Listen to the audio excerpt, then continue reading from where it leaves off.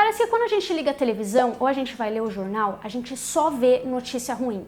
A gente até acha que a humanidade é mesmo terrível e tá perdida. Será? Bem, hoje eu vou te mostrar o contrário. Eu vou te mostrar que existem pessoas extraordinárias e maravilhosas que estão fazendo coisas super positivas e boas pelo nosso incrível planeta Terra. Hoje eu vou te mostrar 5 dessas pessoas incríveis. Uma delas plantou uma floresta sozinha, sem nenhuma ajuda governamental. E aí você vai ver que sim, a gente pode fazer a mudança acontecer com simples atos do dia a dia. Você consegue, eu tenho certeza que você é uma dessas pessoas que quer ajudar o planeta Terra, que quer ajudar mais outros seres humanos a acordar para esse grande futuro maravilhoso e verde que está nos esperando, um futuro muito mais justo, não é mesmo? Então, ó, curte o vídeo e também se inscreve no canal e ativa o sininho, porque aqui tem muita dica de sustentabilidade, dicas positivas, de esperança e também várias receitas super saudáveis e dicas de saúde. Então se inscreve.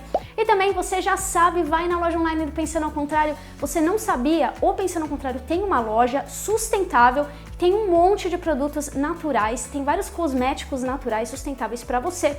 O link tá aqui na descrição para você acessar diretamente do seu celular e conhecer um pouquinho do trabalho da loja Pensando ao Contrário. Bora pensar ao contrário, quero conhecer essas pessoas, tenho certeza que você vai sair desse vídeo extremamente inspirada ou inspirado.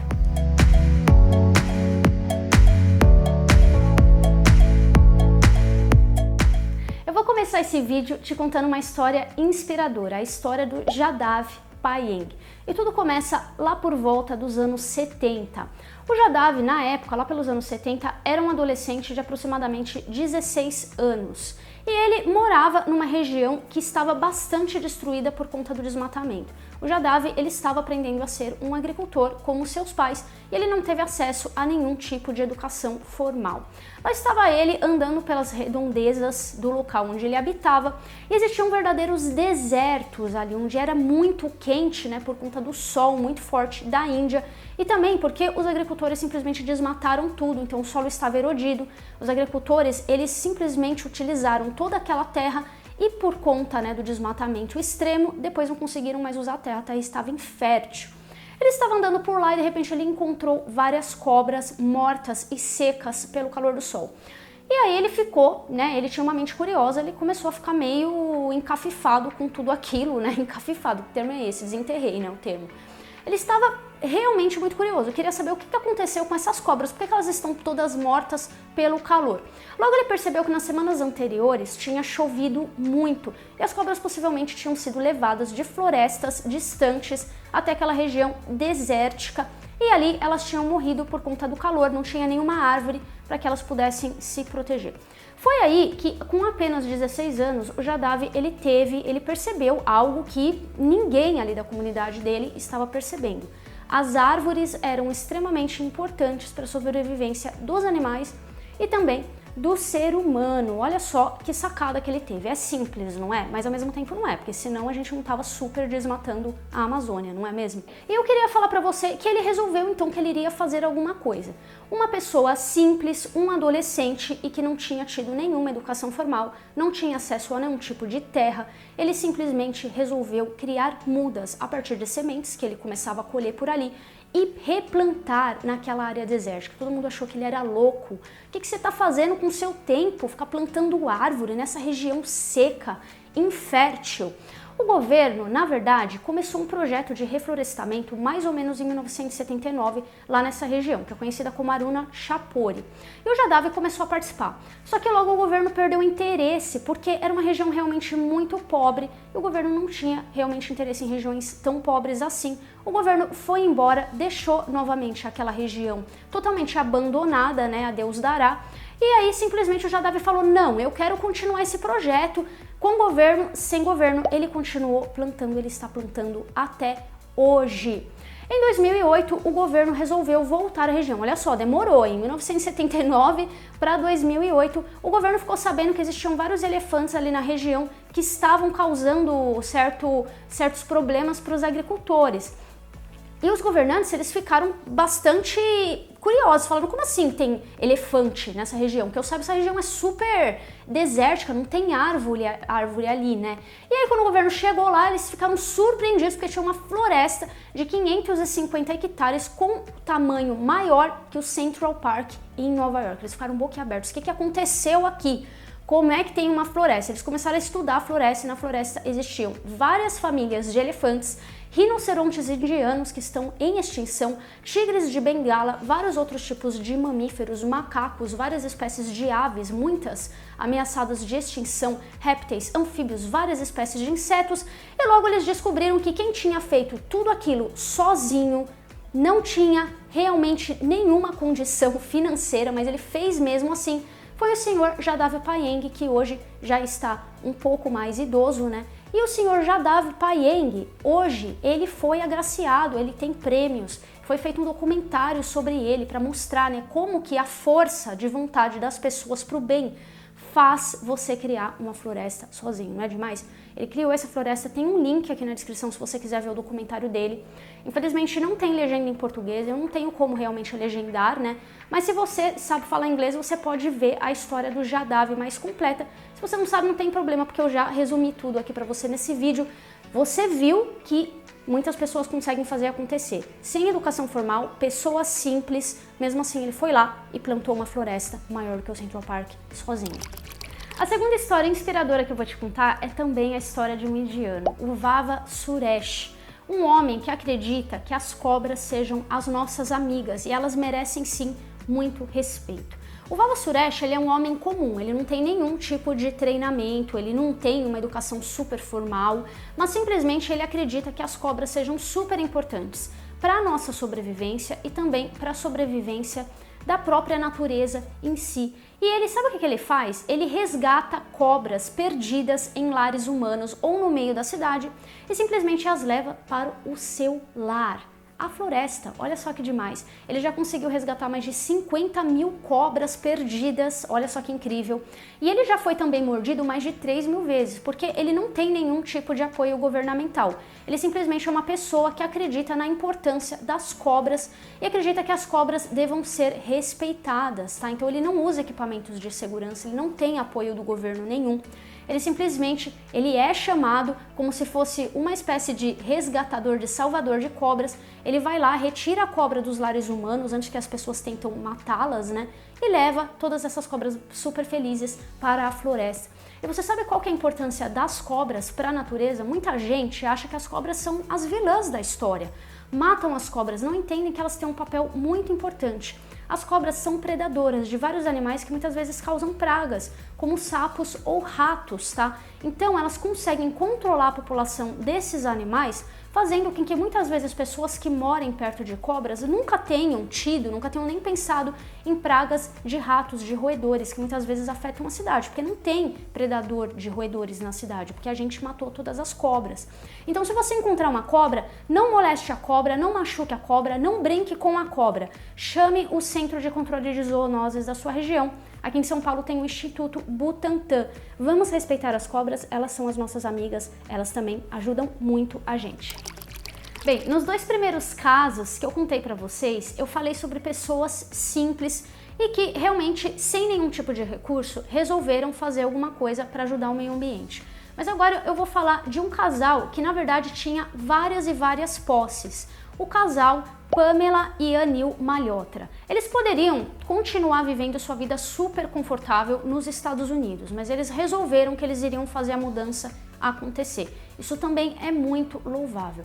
O Dr. Anil, ele estava ali nos Estados Unidos muito preocupado com a questão da água potável. Ele estudava muito essa questão, ele via que os agricultores estavam realmente cada vez mais poluindo as próprias fontes de água potável e ele queria conscientizar as pessoas sobre a importância das florestas para a criação de água potável. Afinal, quando a gente desmata as florestas, a gente também destrói as nascentes e os olhos d'água e aí, consequentemente, você para de ter água potável. E nós humanos, muita gente acha que a gente não precisa, mas a gente precisa beber água, senão a gente morre. Tem que ser água potável, certo? Então, o que eles fizeram? Eles saíram de sua vida confortável nos Estados Unidos, foram para a Índia e lá eles compraram 55 acres de terras inférteis dos agricultores numa região ali no sul da Índia.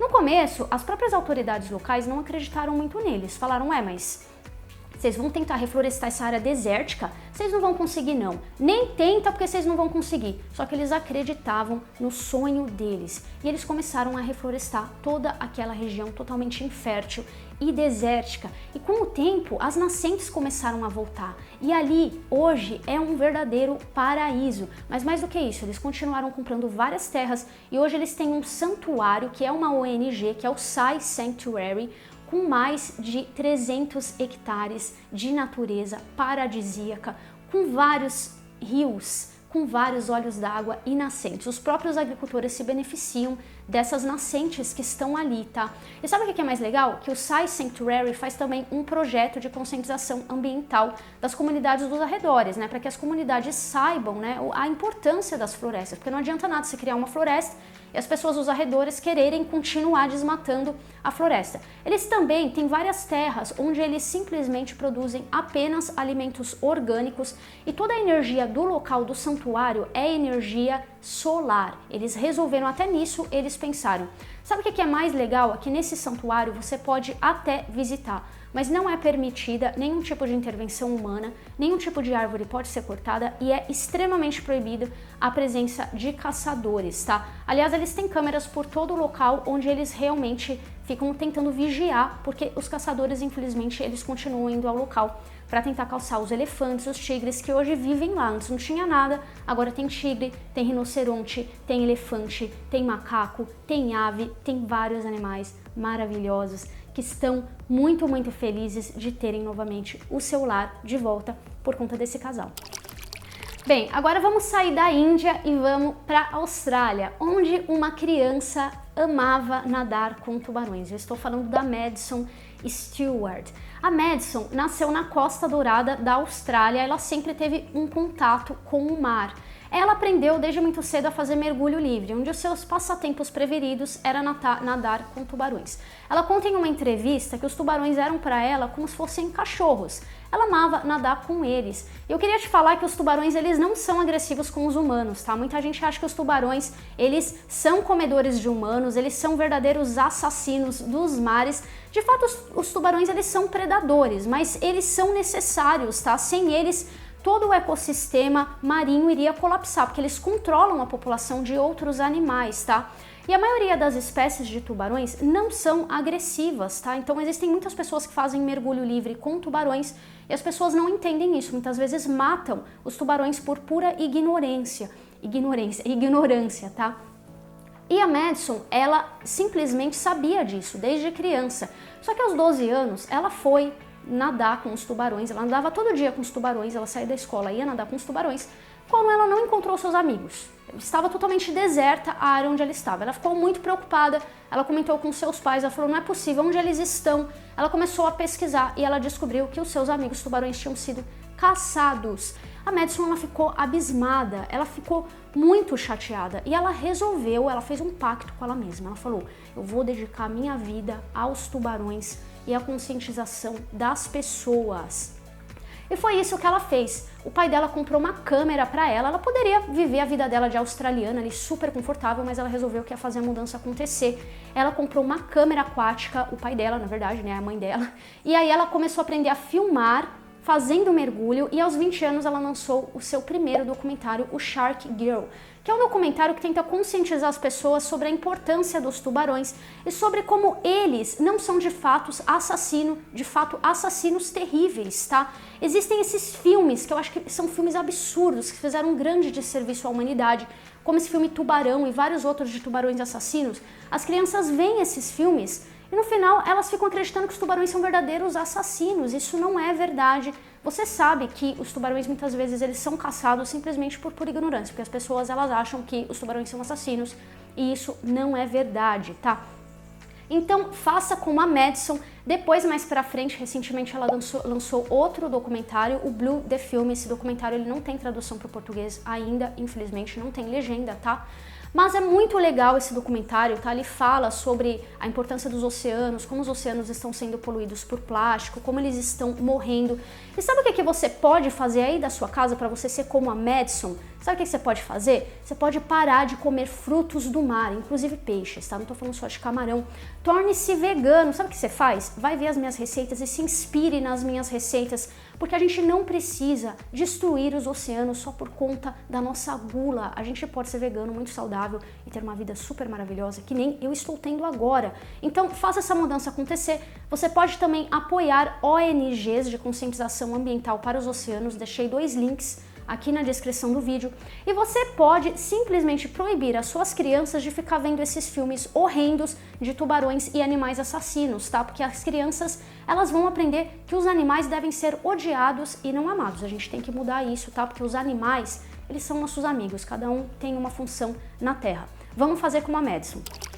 E o último exemplo que eu queria te passar é o exemplo brasileiro do casal Sebastião Salgado e Lélia Vanek, que em 98 fundaram o Instituto Terra. Você já deve ter ouvido falar do Sebastião Salgado, ele é um fotógrafo brasileiro internacionalmente renomado, e quando os dois voltaram ao Brasil para a sua fazenda, que fica ali na região de Aimorés, em Minas Gerais, a fazenda estava totalmente devastada, e aí a Lélia teve a ideia de reflorestar toda a fazenda. Hoje o projeto expandiu e eles já conseguiram reflorestar mais de 7.000 hectares de Mata Atlântica ali na bacia do Rio Doce.